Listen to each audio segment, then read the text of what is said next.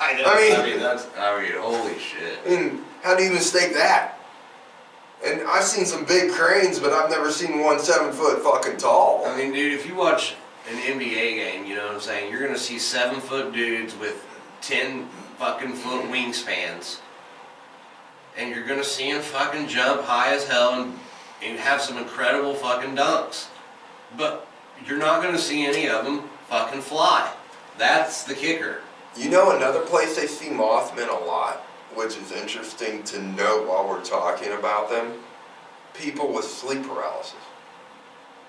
You really? Yeah, they describe the beings they see when they're in sleep paralysis. Because some people have sleep paralysis and they still can look, but they can't move. Oh, I've had that. I've never seen anything, But yeah, they say sometimes when they first wake up and they can't move, they see a creature standing above them, and they call it a demon archetype.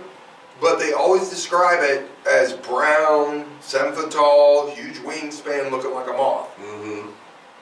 So they describe the Mothman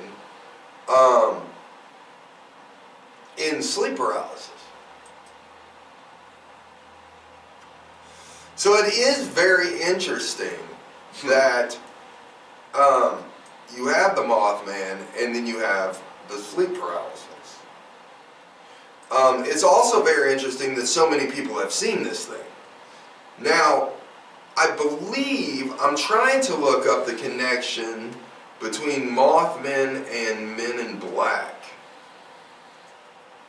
right now. See, Men in Black go back to, obviously, UFO sightings.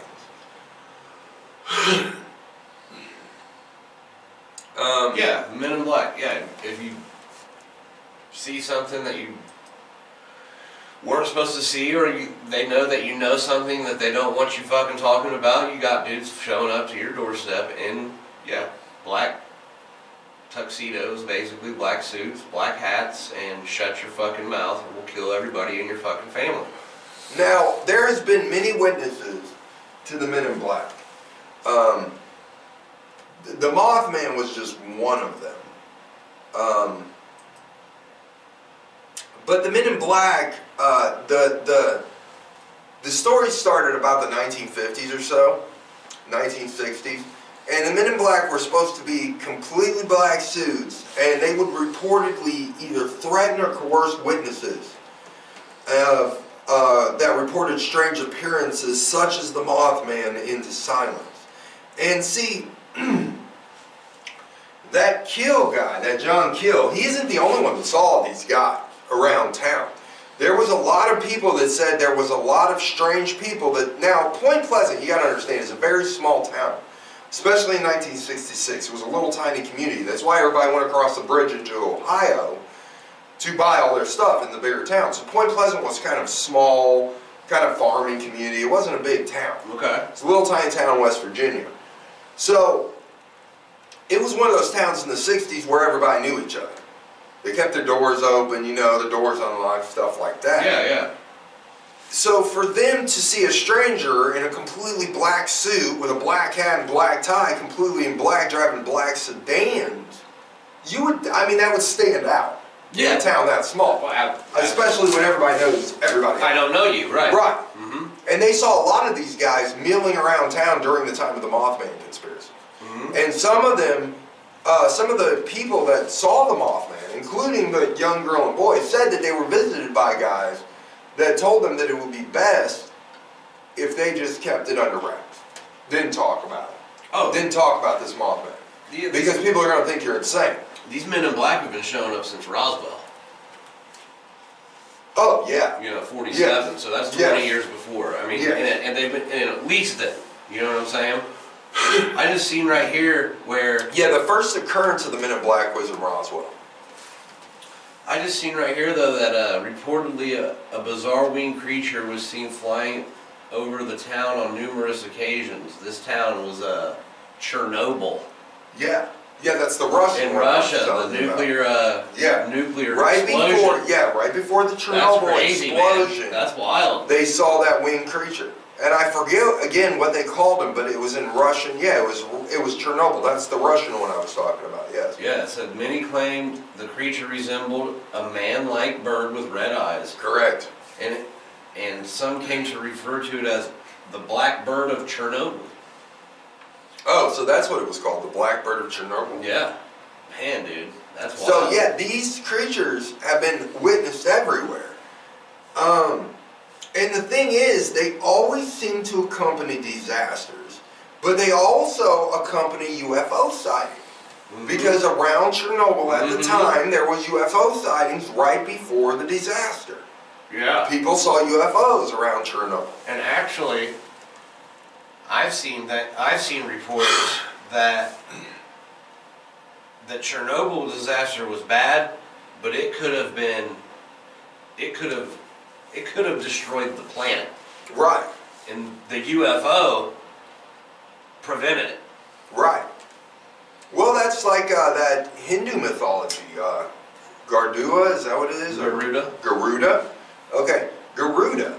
I remember reading that they said Garuda would come out of the sky in a winged chariot, and he would visit during disaster. So if you saw the winged chariot, or you saw the god Garuda, which was a winged monster, come down off of the chariot out of the sky, disaster was going to happen to your village.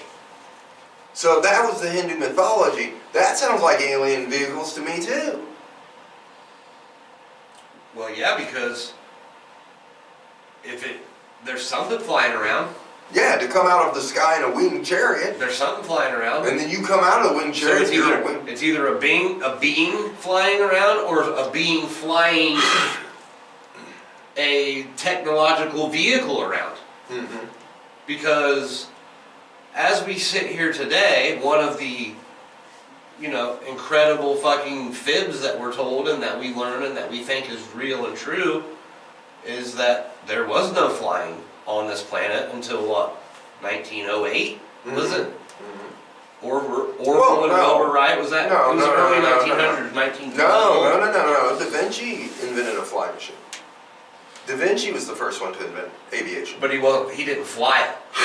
Yeah, the helicopter machine he did. He didn't get it very far off the ground, but it got off the ground. That's what I'm saying. And he hang glided. He wasn't. He made the first hang glider. He didn't fly something that would be described as coming down in a winged chariot. Oh, no. Right, that's what I'm saying. No, and he didn't have an engine in any of his stuff. Right. I mean, his helicopter machine. Oh, if Da Vinci if he had the technological parts, yeah, he would have made it. Yeah, absolutely. But technology was not far advanced enough to compete with what his knowledge was. But he knew. I mean, he hang glided. He invented hang gliding because he strapped wings to his ass and jumped off a boat. Have you seen the fucking crazy sons of bitches that have the squirrel? Oh yeah, the squirrel suits. Yeah. Yeah. That is crazy shit, bro. Jumpsuits, yeah. Jumpsuits. Yeah, you can jump off of cliffs and shit and float. They're flying. Yeah, you fly. Yeah. But you got to know how to use those. I mean, it's just not like you can strap one on and jump off a house. No, but it's crazy. Well, yeah. Like if you were just standing out in your backyard one day and you seen one come flying by, you know what I'm saying, and you didn't know, you'd be like, look at that. And again, that's Da Vinci's. And dude, they're going, like you said earlier, like hundreds of miles an hour. Yeah, but that's Da Vinci's original design. Mm-hmm. Oh yeah, he knew right. that. Basically, Da Vinci just he made a big gigantic kite and jumped off a building. And he knew that, and it makes sense, kites float in the air. So if you make a giant kite big enough to support your weight, you would float. Da Vinci knew a lot. Yeah. A lot more than people know, right? Da Vinci was a genius. That's what the Mona Lisa is so brilliant. Because that's if you look at her expression, that's exactly what it is. Like, I know. Yeah. I know something that you don't. You know what I mean? Like, Da Vinci's an incredible story. Because there's 2 years, right when he was like 19 or 20, where he literally disappears off the face of the earth. Oh, yeah, I know. 2 years. They don't know where he went. And then he comes back with all this knowledge. Huh. Well, another interesting thing, now getting back to the subject at hand and relating Mothman, this is the interesting thing about the Men in Black. Okay, getting back to that for a second. They all this is the interesting thing. They all resemble one another. They all look the same. They all have... I'm going to disagree. Will Smith and Tommy Lee Jones look absolutely nothing alike. Okay, well, if we're going off of movies, maybe not. But in reality, they're all described the same, with Eastern European looks, expressionless faces, strange dark eyes, usually covered by dark sunglasses, but when they take them off, they have almost black eyes, they say. They have dark tan, almost Arabic looking skin. They say their movements seemed inhuman or unnatural. Like robotic. Yeah. They always seem to travel in groups of 2 or 3. They have a knack for knowing things about the witnesses that no one else would know, and about the events that no one else knows, and about sometimes things that are going to happen that have not happened yet. And they always appear to... People have said, it's interesting, they say the older descriptions of it, they seem to appear and disappear right in front of me at the same time. Which what we know now, that would be like a fluctuation pattern where they kind of come in and out of reality.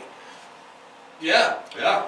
So my theory is kind of this. This is where I'm going with this. What if the Mothman are interdimensional beings, and these guys have been chasing them around because the Mothman aren't supposed to be going to these other dimensions?